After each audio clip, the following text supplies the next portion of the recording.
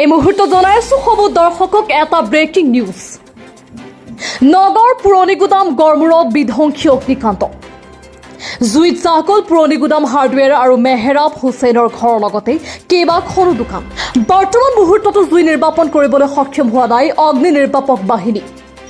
ওচৰৰ দোকান আৰু আৱাসিক এলেকালৈ জুই সম্প্ৰসাৰণ হোৱাৰ আশংকা। এই মুহূৰ্ত জনাইছো এই ব্ৰেকিং নিউজ। ভয়ংকৰ বতাহ ধুমুহা আৰু বৰষুণৰ মাজতো সংঘটিত হৈছে বিধ্বংসী অগ্নিকাণ্ডৰ ঘটনা।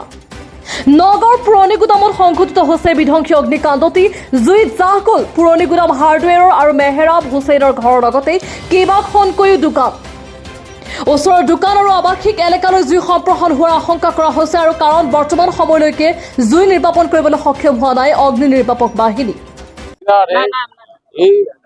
এই মেইন ৰোডৰ কিনাৰত এনেকুৱা এটা ঘটনা হৈছে। ফায়াৰ ব্ৰিগেড এখন আহিছে, পানী স্পীড নাই আৰু সেইখন ফায়াৰ ব্ৰিগেডে পানী মাৰিছে যদিও নুমুৱাব পৰা নাই। এখন দোকানৰ সামগ্ৰী জ্বলি চেচ, এটা ঘৰ জ্বলি এতিয়া চেচ হৈ যাব।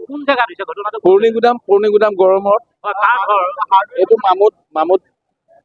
মামুদ আহমেদৰ ঘৰ আৰু তেখেতৰ ঘৰ জ্বলি এতিয়া চেচে হ'ব, দোকান চেচে হ'ব। সমগ্ৰ বস্তু বাহানি জ্বলি চাগে, কিন্তু পানী আহিছে যদিও তেখেতসকলে পানী মাৰি পেলাই নুমাব পৰা নাই। তেওঁলোকে গাড়ী মাতিছে, কিন্তু এতিয়া আধা ঘণ্টা হ'ব গাড়ী অহা নাই।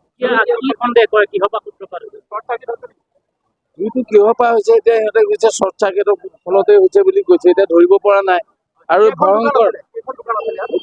ইয়াত দোকান আছিলে, 5খন দোকান আছিলে য'ত জ্বলি আছে। দোকানৰ বস্তু বাহানি চব জ্বলি চাৰখাৰ।